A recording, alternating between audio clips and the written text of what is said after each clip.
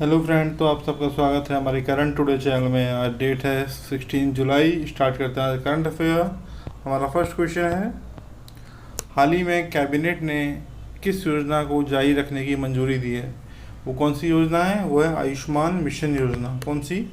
Ayushman mission योजना। ये भारत की सबसे बड़ी स्वास्थ्य आश्वासन योजना है।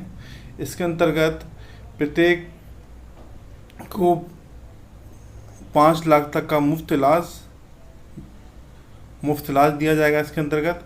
और ये जो है, ये इस योजना के अंतर्गत 10.74 करोड़ परिवारों को लाभ मिलेगा। कितने परिवार को? 10.74 करोड़ परिवारों को लाभ मिलेगा। ठीक है। इसमें 5 लाख का ये बीमा होगा। इसके अंतर्गत माध्यमिक और निम्न वर्ग के जो लोग हैं वो अपना इलाज करा सकेंगे। चलते हैं नेक्स्ट क्वेश्चन नंबर 2। हाल ही में ए आर रहमान ने टोक्यो ओलंपिक के लिए कौन सा सॉन्ग लॉन्च किया है? ए आर रहमान के द्वारा कौन सा लॉन्च किया गया है सॉन्ग? ये किया गया है हिंदुस्तानी बे। कौन सा? हिंदुस्तानी बे। अब ओलंपिक आया है तो ओलंपिक के बारे में डिस्कस कर लेते हैं। ओलंपिक के बारे में वैसे कल डिस्कस किया था हमने। ओलंपिक की स्थापना हुई थी 1896 में।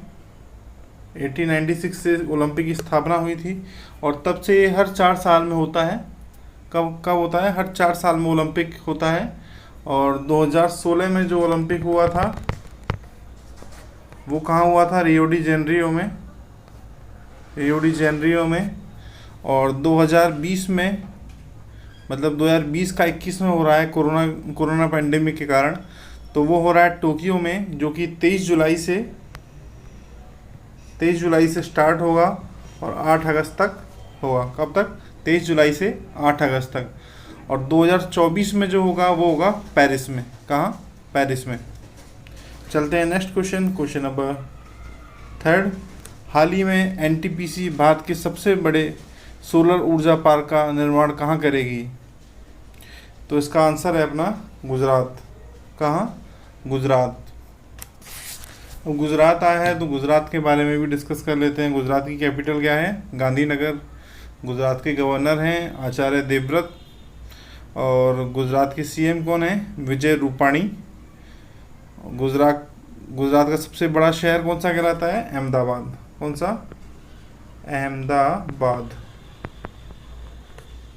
चलते हैं नेक्स्ट क्वेश्चन नंबर 4। हाल ही में किसे राज्यसभा में सदन के नेता के रूप में नियुक्त किया है? किसे राज्यसभा के सदन के नेता के रूप में नियुक्त किया है? तो इसका आंसर है पीयूष गोयल को। किसको? पीयूष गोयल को। और पहली बार राज्यसभा की स्थापना कब हुई थी? 9 अप्रैल 1952। राज्यसभा है तो थोड़ा बहुत राज्यसभा के बारे में भी डिस्कस कर लेते हैं। राज्यसभा का संविधान में कौन सा आर्टिकल है? राज्यसभा में आर्टिकल है आर्टिकल 80। राज्यसभा के गठन की बात करता है। आर्टिकल 80 राज्यसभा के गठन की बात करता है। और राज्यसभा में अधिकतम सीटें कितनी हो सकती हैं? 250। और वर्तमान में और न्यूनतम कितनी हो सकती हैं? 245। न्यूनतम 245। इसमें से 12 सदस्य जो हैं राष्ट्रपति द्वारा मनोनीत किए जाते हैं। 12 सदस्य जो हैं राष्ट्रपति द्वारा मनोनीत किए जाते हैं। ठीक है। चलते हैं नेक्स्ट क्वेश्चन। राज्यसभा का सभापति कौन होता है, मुझे बताइए? राज्यसभा का सभापति होता है उपराष्ट्रपति। चलते हैं नेक्स्ट क्वेश्चन नंबर 5। हाल ही में खुदरा प्रत्यक्ष योजना किस बैंक ने शुरू की है? खुदरा प्रत्यक्ष योजना आरबीआई के द्वारा शुरू की गई है। किसके द्वारा? आरबीआई के द्वारा। इसके अंतर्गत जो व्यक्तिगत निवेशकों द्वारा सरकारी प्रतिभूतियों में निवेश के लिए बढ़ावा देने के लिए, जो कि खुदरा व्यापारी जो होते हैं, खुदरा निवेशक जो होते हैं, उनको सरकारी प्रतिभूतियों में निवेश का फ़ायदा मिल सके, वो निवेश कर सकें, इसलिए इस खुदरा प्रत्यक्ष योजना को लागू किया गया है। ठीक है, किसके द्वारा लागू किया गया है? आरबीआई के द्वारा। एक बार मैं दोबारा रिपीट कर देता हूँ। इसके अंतर्गत जो खुदरा निवेशक होते हैं, जो छोटे छोटे निवेशक होते हैं, जो उनके वो सरकारी प्रतिभूतियों में निवेश कर सकें, इसलिए खुदरा प्रत्यक्ष योजना को लागू किया गया है। चलते हैं नेक्स्ट क्वेश्चन, क्वेश्चन नंबर 6। किस संगठन के द्वारा जियो इमेजिंग सैटेलाइट लॉन्च किया गया है? ये कौन सा संगठन है? डीआरडीओ। डीआरडीओ के द्वारा जियो इमेजिंग सैटेलाइट को लॉन्च किया गया है। अब डीआरडीओ आया है तो डीआरडीओ के बारे में भी थोड़ा डिस्कस कर लेते हैं। डीआरडीओ की स्थापना कब हुई थी? 1958 में। और इसके अध्यक्ष कौन है? जी सतीश रेड्डी। कौन से? जी सतीश रेड्डी। चलते हैं नेक्स्ट क्वेश्चन, क्वेश्चन नंबर 7। हाल ही में भारत के किस देश में भीम यूपीआई सेवा शुरू की है? तो ये की है भूटान में, भारत के द्वारा। अब भूटान आया है तो भूटान के बारे में भी थोड़ा डिस्कस कर लेते हैं। भूटान की कैपिटल क्या है? थिम्फू। और यहाँ के पीएम कौन है?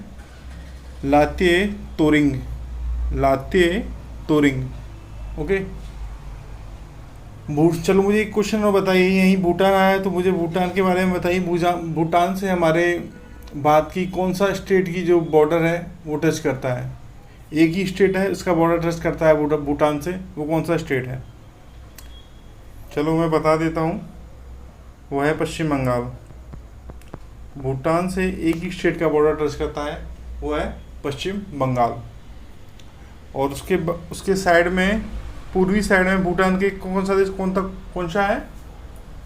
सॉरी अगर मैं थोड़ा मिस कर दिया हूँ।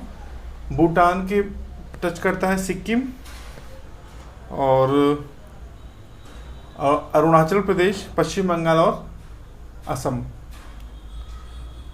कौन से बॉर्डर टच करते हैं भूटान से? सिक्किम, पश्चिम बंगाल, अरुणाचल प्रदेश और असम। चलते हैं next question, question number 8। Bharat का पहला राष्ट्रीय उद्यान, डॉल्फिन राष्ट्रीय उद्यान किस शहर में स्थापित किया जाएगा?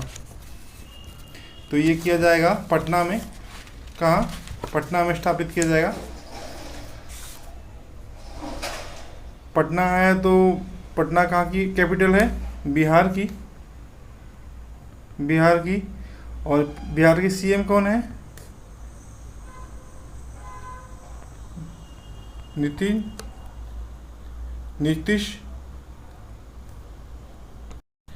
नीतीश कुमार। कौन है बिहार के सीएम? नीतीश कुमार। और गवर्नर कौन है? फागू चौहान। कौन? फागू चौहान। डॉल्फिन को राष्ट्रीय जलीय जीव भी घोषित किया गया है कि वो स्पेशल डॉल्फिन नहीं है, वो गंगा की स्पेशल डॉल्फिन है। गंगा डॉल्फिन को राष्ट्रीय जलीय जीव भी घोषित किया गया है।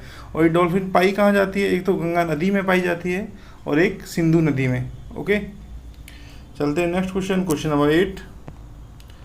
हाल ही में T20 में 14,000 रन बनाने वाले पहले खिलाड़ी कौन बने हैं?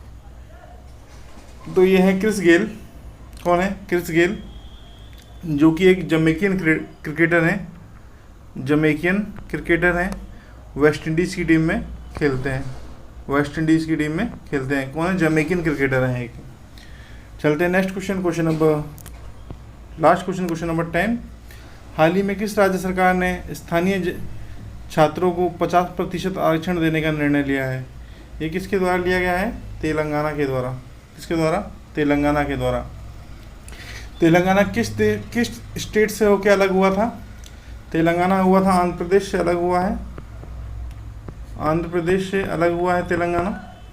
और तेलंगाना के सीएम कौन है? चंद्रशेखर राव। और यहाँ के गवर्नर तमिलिसाई सुंदरराजन। और तेलंगाना जो है 29वां राज्य था। कौन सा? 29वां राज्य था। ठीक है, तो आज की डिस्कशन यही खत्म करते हैं। आप सभी को पसंद आए लाइक कमेंट सब्सक्राइब जरूर कीजिएगा। Thanks for all.